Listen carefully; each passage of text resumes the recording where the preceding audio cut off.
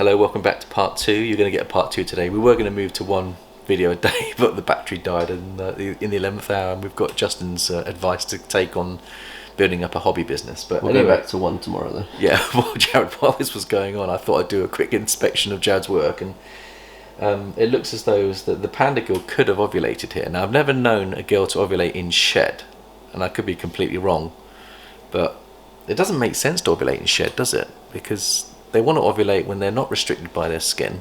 But I wonder whether she is. Have a look at her, Jared. Look at the bulge on her. Is that an ovulation? And will they ovulate in shed? Is a question for Royal Balls, if you like.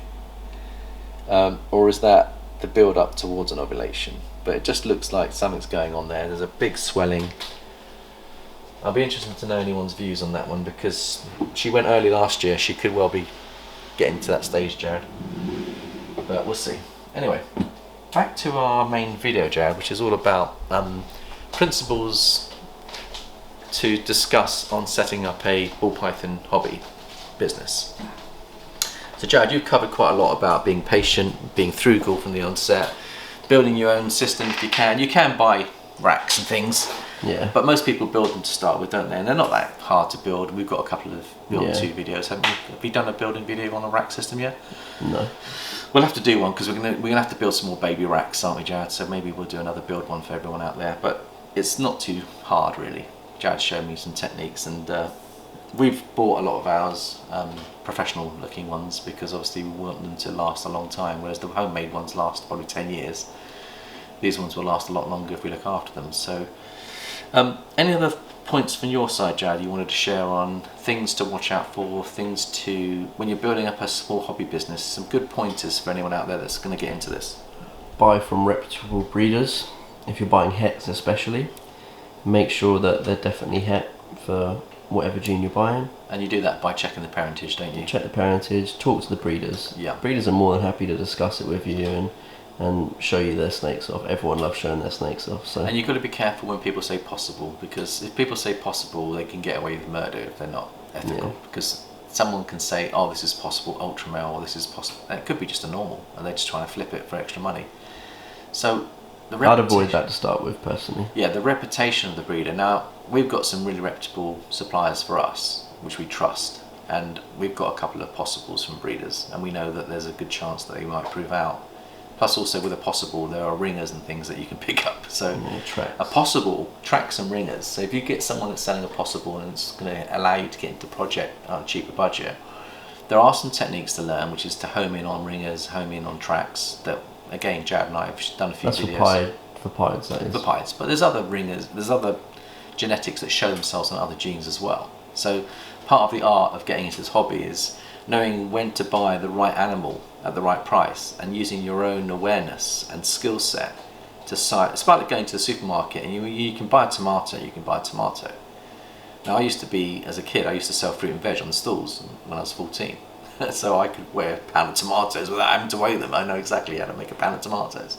But also it's the quality that you give your customers. So I'd always pick the very best for my customers. And it's the same with us. When we're going into buying, pick the very best of what's out there.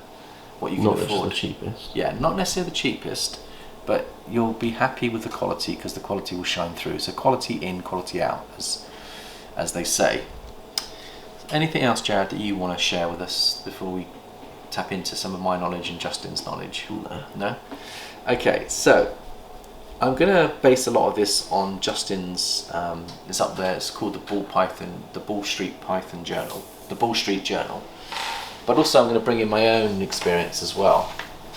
Now, he put up a lovely article, Jared, called Ball Pythons The Next Generation, and he talks about being at a show.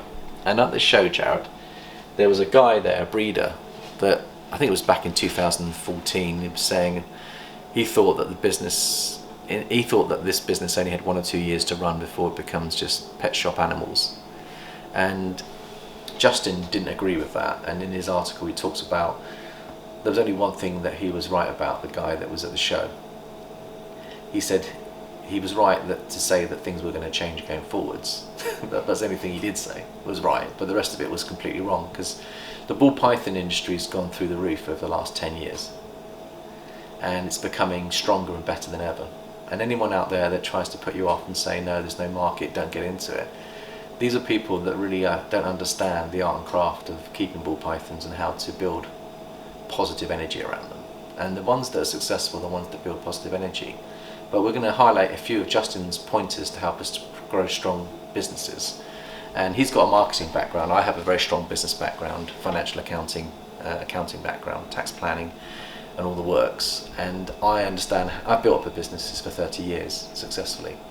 So I can use all my business skills, all the positive business skills that I've developed over the years to help us in this particular field, Jared.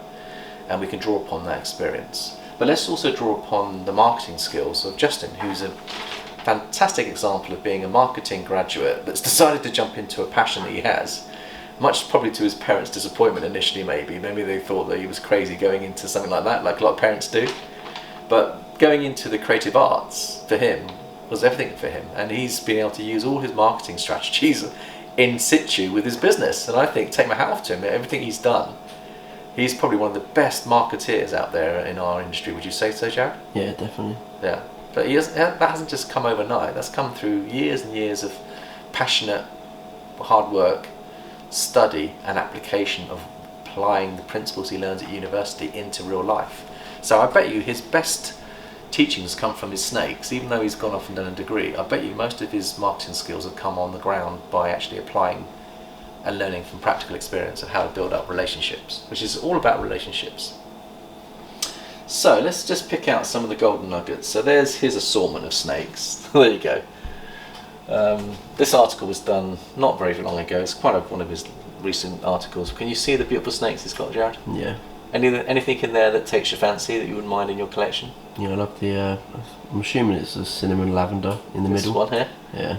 That, to me, just stands out like a sore thumb amongst that collection. Yeah. And also, you like your Mojave pides. Yeah, I do like. That looks like a Mojave fire pied to me. It's a clown pied as well. Is it a clown? Yeah. It's just amazing what he's produced. Look at the variety in there. What do you think he's got here? That's some sort of lavender albino pied. Yeah. Or So an albino pied. With this picture, I'm guessing, are they all from the same clutch? Maybe. Probably not though. If they are, that's incredible. I'm looking at them. They're all pieds, Jared, except for that one. That one looks like a het pied. Cinnamon. Cinnamon. Or blackhead. But I'm just wondering whether they all came from the same clutch, which They could have. that shows even more variety. He's demonstrating the principle of variety is the spice of life, is one of his principles, Jared. And a lot of people will tell you when you come into this hobby, focus on one line. Focus on one line. Be good at that one line. They always say that to you. You think to yourself, well, do what you want to do. Don't listen to other people. Because there are benefits of being an expert in one line. And we've got a friend who's just sold up most of his collection and he's focusing on 2 or 3 lines. And he's doing really well out of it. I mean, so I'm not saying there's a right or wrong way, but when you're learning art, if I was your arts teacher and you came to me to learn art and I said, right, you've got 3 colours and you can have 3 primary colours and that'll be it, then you're going to be happy that I gave you the 3 primary colours because you can make a whole bunch of other colours with those 3 primary colours. But if you were given a limited paint palette, you'll be restricted in what you could create. And it's the same with ball pythons. Look at each morph as a paint palette, paint on your paint palette. And the key to good art is not about, Leonardo da Vinci and myself probably have access to the same paint, but what do we produce with it? Very different stuff. Yeah. And the same with dancing. We've both got, Michael Jackson and myself both have amazingly good bodies, but when you compare one against the other, Michael Jackson's got no chance of getting anywhere close to me. I mean, because I'm much more of a free-spirited agent, you see. I can do more. And that's with a hip as well. So the point I'm trying to make is that you get the drift, is that the paint palettes out there is what you do with a paint palette, and what determines what you do with a paint palette, Jared, in art. Because you loved art yourself. You've done quite a few artistic things as a child. Not very good at it, but I enjoyed it, yeah. Yeah. I think the thing that limits you is your own imagination and your own creativity. Yeah. Our biggest obstacle is often ourselves, and Justin goes on in this article to say that the only competition we have is with ourselves, as far as he's concerned. He doesn't believe there's big competition out there on this at all. He thinks that the competition is what we restrict ourselves on. with our restriction on. He says go for variety. He says even the old genes that have been written off, keep a few in your collection. Like the spot nose, for example, has come up. Red stripe. Yeah. And the red stripe. He uses it a lot. In fact, going down into the article, you'll see some of the points he talks about here. Variety here. Let's just pick out a few of the golden nuggets. He says there's so much left to do. He says there's 150 genes. Well, I've counted. There's nearly 150 genes out there, Jared. I think in his article he says he thinks there's about 120, but I've counted them on Morph Market, and there's at least 130, 40, maybe up to 150, because there's still some genes that are being proven out, and every year there seems to be a new gene that comes on the market. Now, because I'm a mathematician and a numbers man, I won't put you on the spot, Jared, but if you have 150 different paints and you want to combine those paint colours into different combos, do you know how many different varied morphs you can create off 150 paints? Millions. Trillions. Trillions. 1.6 trillion to be exact. It's a hell of a lot. And we've only done about, in the article he says there's 120,000 combos out there at the moment. So we are scratching the tip of an iceberg in terms of what you can do. This is just beginning. This hobby is only just beginning. It hasn't even got going yet. You think it's got going? Believe you me, we can, all of us coming in as small hobbyists, we can produce a world's first. Can you name me another hobby where you can produce a world's first from within 3 or 4 years of going? Art. Okay, but okay, so art is one of them. But what we're saying is, isn't it interesting? 2 artistic hobbies give you the chance of a world's first. Yeah, but tell me a hobby that gives you world's first and world's best, or world's best. Now you can't say art to me because, I mean, you could say Depends that. who's the judge. But I'm saying that with an artist, to get a world's best and first, you've got to be either very naturally gifted, or you've got to work really, really hard to achieve that. Whereas within ball pythons, it's just imagination that you need, and then you need to get the combinations right and learn husbandry, that you get the world's first. So it's easier for us than it is for a real artist to actually get a world's best and first. So the playing field is very level in that sense, that you can come in brand new with some imagination and ideas and creativity. In fact, most of the great ideas come from those that are first in the hobby. And I'm very transparent. I share all my ideas with the channel here, which hopefully inspires you to think about options. But another side of the hobby would say, don't do that, you're stupid, you're giving away all your inspiration and letting others be your competitors. And I think that's so short-sighted type of philosophy that people have when they, same in the fishing world, people criticise me for being open with my fishing techniques. But the whole reason I'm open with my fishing techniques is because I've built up so many wonderful friendships where people love my transparency, that they share their ideas with me, and I've become a better fisherman. So it's short-sighted to think that everyone that you communicate is your competitor. Very short-sighted. It's all about building relationships and trust, and being transparent is what really counts in this industry. And the more of us that are that way, the better the industry. And hopefully those that haven't caught the vision will actually have a change of heart and maybe re-examine what they're doing and think, maybe these are some really good points. Justin Kabelka is right on it for me. That's why I feel like we're kindred spirits in a sense, because his philosophies and his ideas are so akin to mine that it's almost as though I feel very comfortable with everything well, not everything, but most of what he comes up with. It sits with my internal compass really comfortable. Like, I don't know if you feel the same way, Jared. Yeah, no, I love Justin. Yeah. There's some air of spirituality about him, I feel. There's something about him that it's almost as though we are kindred brothers without really knowing each other. It's a beautiful experience to have when you have that feeling.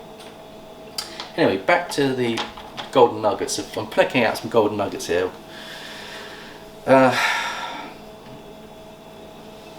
It says he thinks that the growth is extremely important. He says that each new gene provides a new opportunity for exploration, and he says that technically, I think in theory, with every new gene that comes on the market, Jared,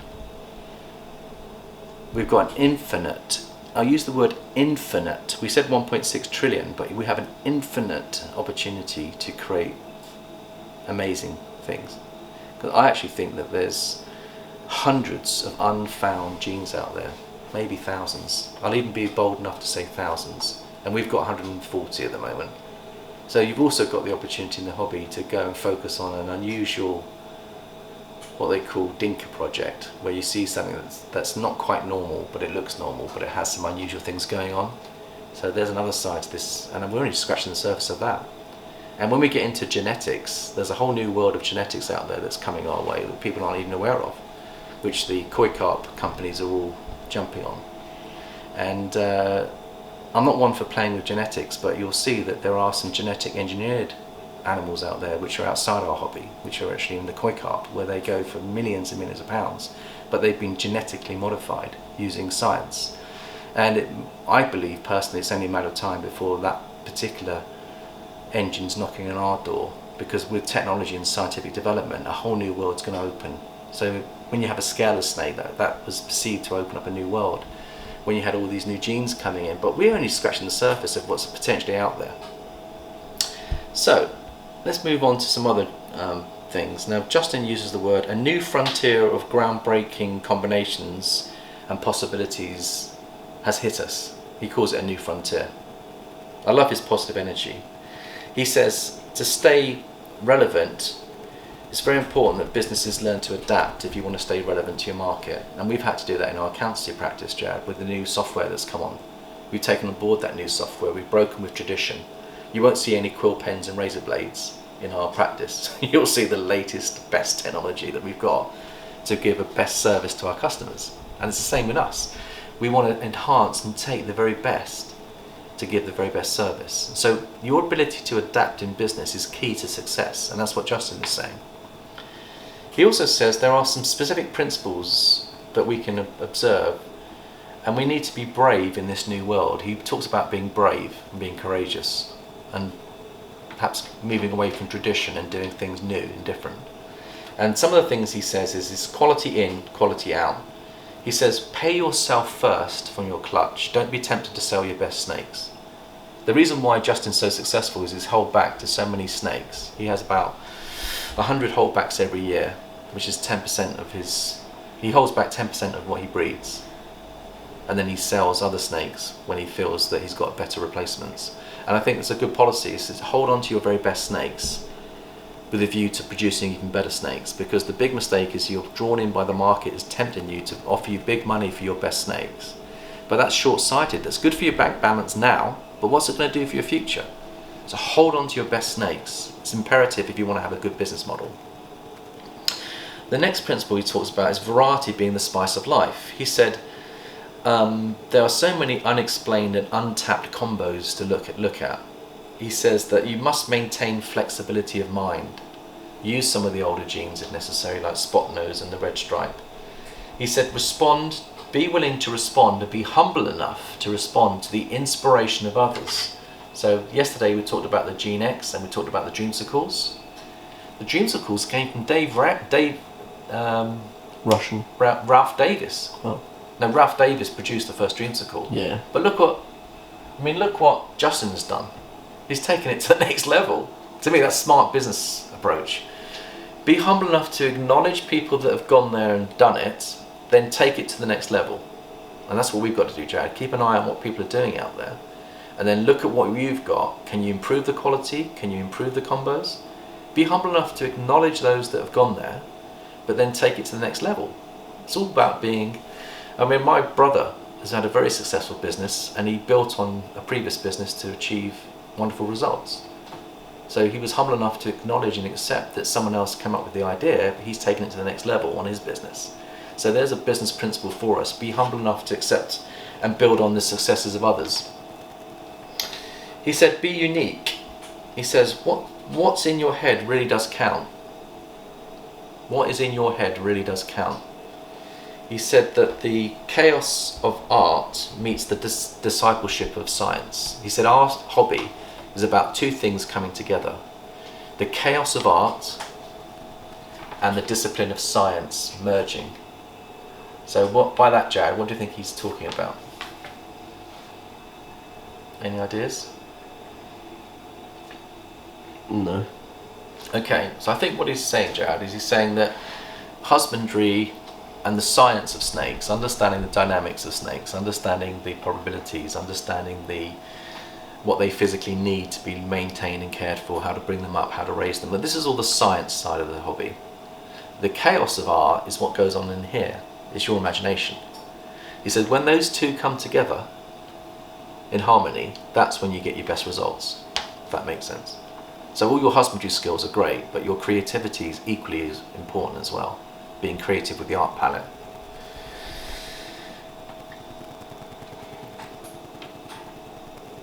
He thinks we should mix things like maths, imagination, art, and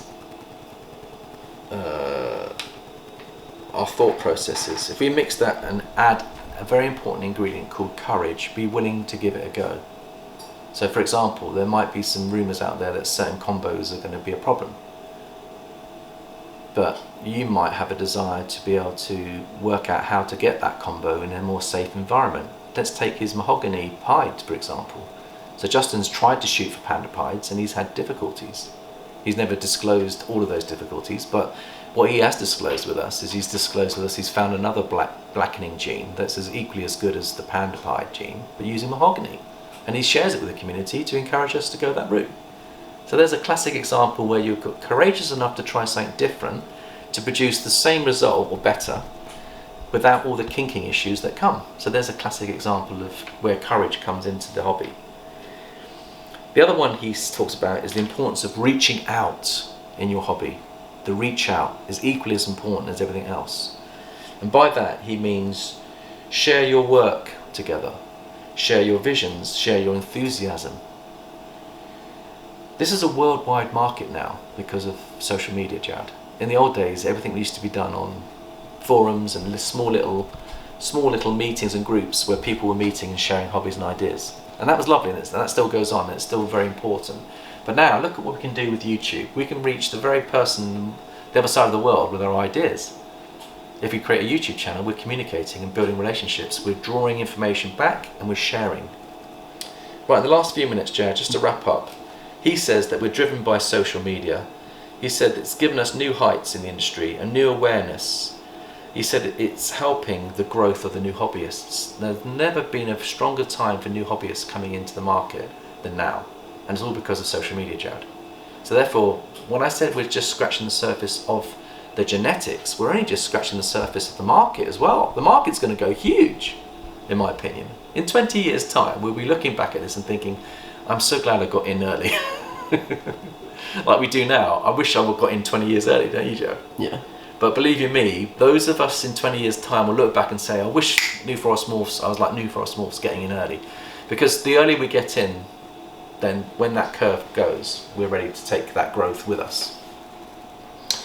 So, he reckons that YouTube, websites, and other podcasting is a great way as well. We're going to get into that. But we're doing the snake take once a week, but we'll eventually get into podcasting, where there's Q's and A's that you'll be firing at me and I'll be giving support and help.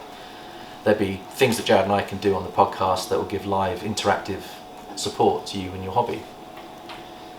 And just to wrap up, he also says customer care is critical.